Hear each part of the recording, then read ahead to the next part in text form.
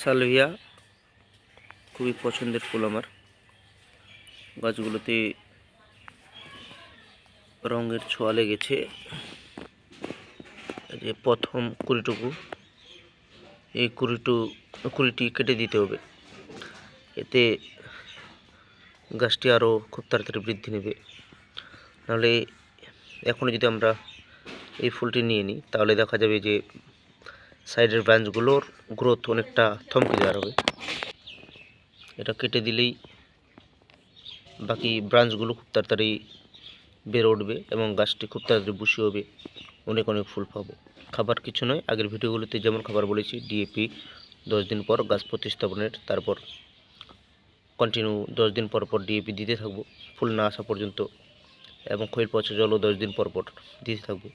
কীটনাশক বিভিন্ন ঘুরে ফিরে ব্যবহার করতে হবে, ছত্রাক অ্যাটাক হয় খুবই, তাই ফাঙ্গিসাইড ব্যবহার করতে হবে প্রতি 10 থেকে 15 দিন পর পর।